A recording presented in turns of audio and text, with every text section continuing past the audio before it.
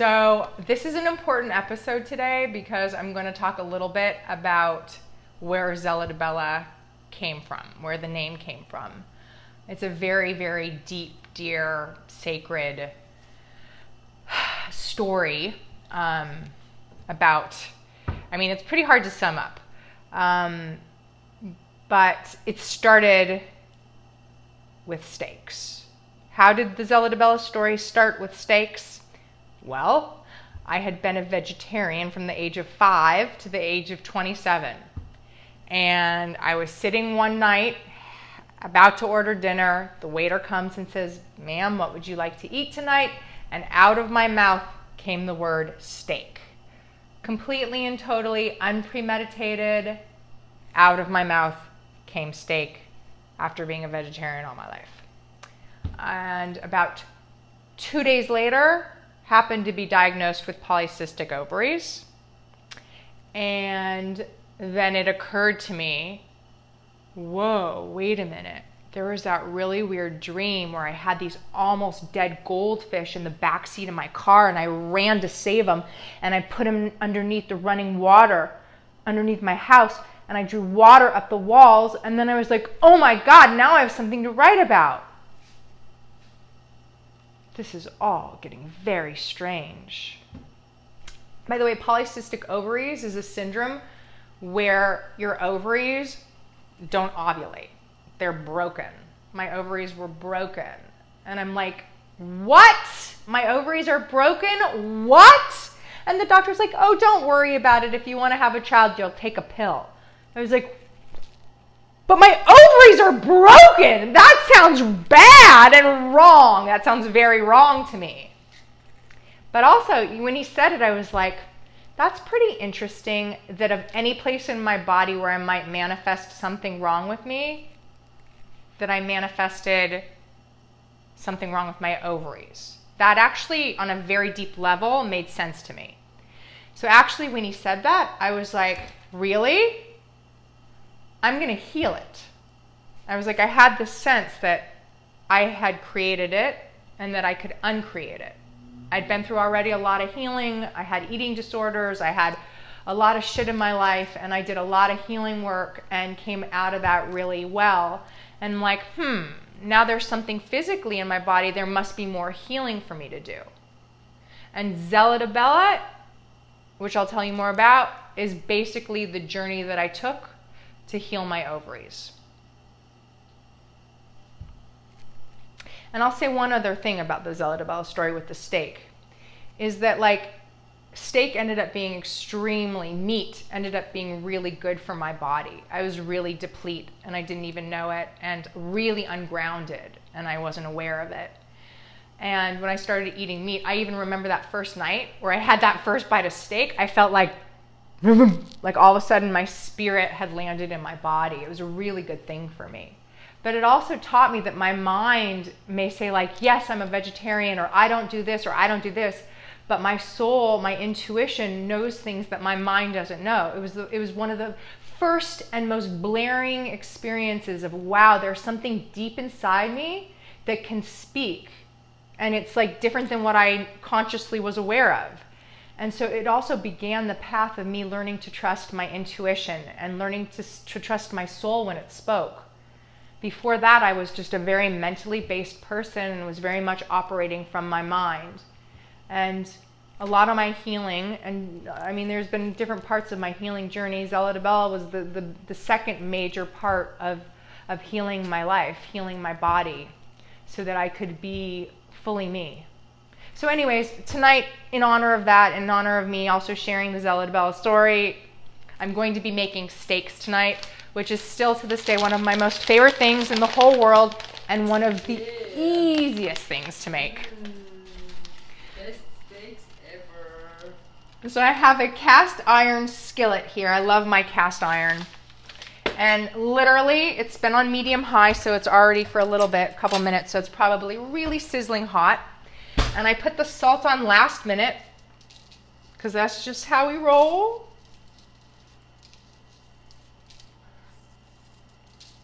I like salt. I think it falls off and then it's perfect. No oil? Nope. No oil. Nope. Wow. You can use oil, you can use butter, but you don't have to on the cast iron. Okay.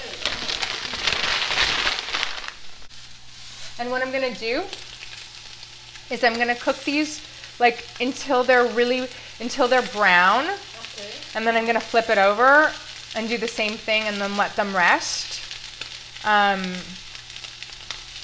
It's usually about like 2 to 3 minutes on each side. And then we're done. Okay. And then we're gonna eat and drink. Can't wait. So these are already brown. They're beautiful. Look, see, and they easily flipped over. You see that? Wow. Right? And I didn't need any butter or oil because the juices were already enough to create the. Only salt and pepper. That's it. Basically, look at that. We cooked about 2 or 3 minutes on each side. Okay. And now I'm gonna let it rest. And this is for medium rare. And I'm just gonna put it on here and we're just gonna let for a couple minutes and just let it sit. So how long? Like 5 minutes. And now look at the juice that remained in the pan. Yeah, and we can, if we want to, we could create a sauce by adding some wine if you want to. Do you want to? No, I have Okay. raw steak. Okay. So, Yes, so I realize I told you the beginning of the Zelah de Bella story, but not actually how it finished. So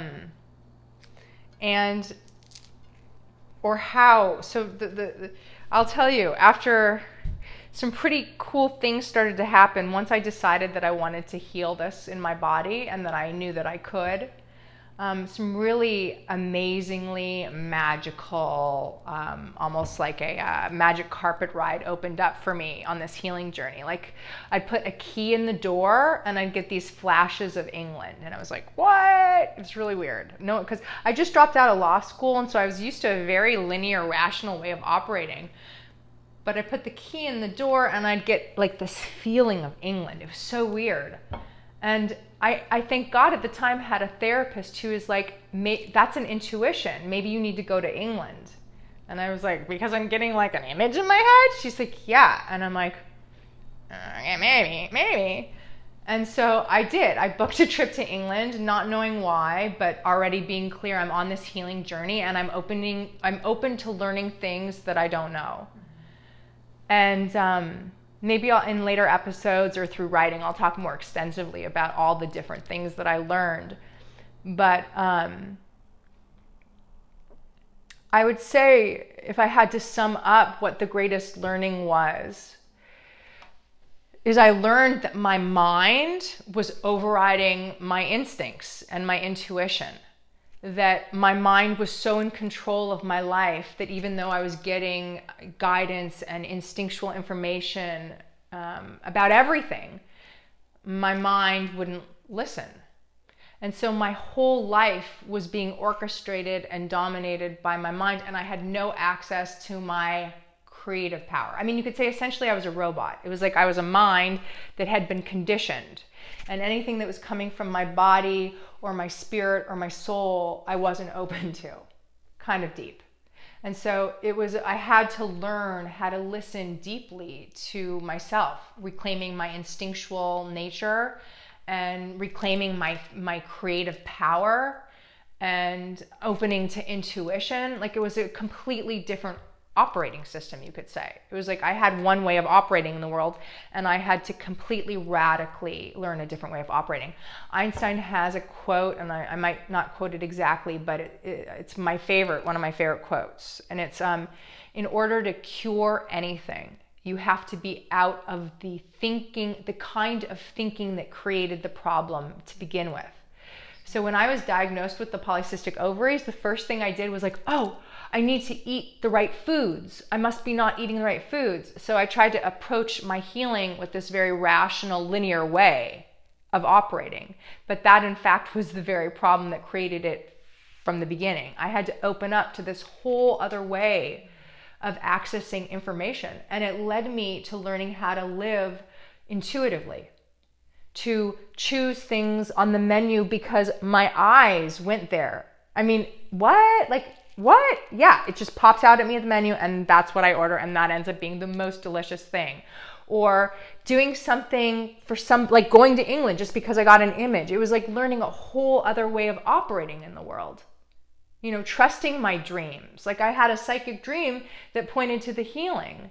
And it's like, I wasn't used to, in fact, I remember, I used to get a lot of dreams when I was a kid. And I remember there was this one time I was like in high school, or it was like college, and I had this amazing dream, and I came down to the breakfast table. I was like, oh my God, I had the most amazing dream. And my dad turns his head. He's like, dreams are bullshit. Get a fucking job. And I was like, okay. So like, you know, I was raised in a system that like all that was, you know, poo-pooed. So it was like, I had to reclaim this whole other way of being. And now dreams are such a big part of my life.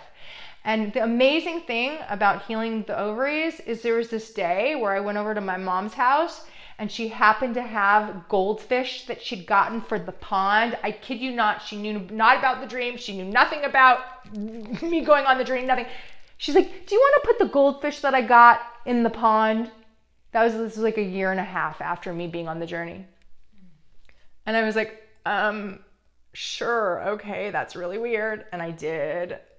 And the next day, I got my period for the first time organically. And this journey was about, I don't know, it took me about a year and a half to heal it. And then I went shortly to the gynecologist. My ovaries had been covered in cysts. My ovaries were cystless, perfect, and still are to this day. And so it was like, you know, they say like your womb is your brain, is your second brain, if not your first brain. But our society has learned to come from this as our brain that we've lost connection, and I certainly did, with my instinctual nature. And sexuality was a part of that, and my ability to move my body sensually. All these other parts of myself had been shut down because of this very square world. You know, feelings are less than, don't trust your intuition, the body is less than and bad, control the body, make it look a certain way. And it's like all those ways of thinking I had to shift and come into this whole other way of operating.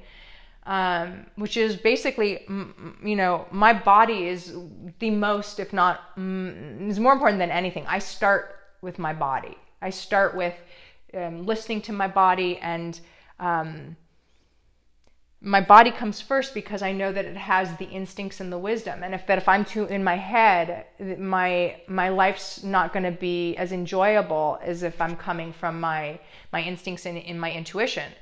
Because my instincts and intuition have a way of orchestrating things so that there's more flow and magic and harmony in everything I do. It's like, just like, you know, an animal knows when you're coming home, even though like you're all the way down the street. Our instincts and intuition know things that our mind can't possibly know. So when we surrender the mind and we learn how to listen to that deeper navigation system, it lines up everything in a way far better than our mind could have any ability to navigate. Want some steak? Absolutely.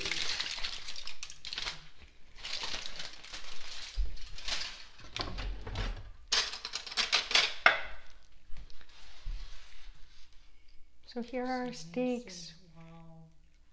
That's amazing. So did you know that that was the Zelah de Bella story? I did. You told me. Did I tell you? Yeah, you did. Very special moment. Should I? This steak is a 10. Actually, it's a 15 out of a 10. Look at this color. This is how it's done. You want to see me eating it? Is that what we're doing?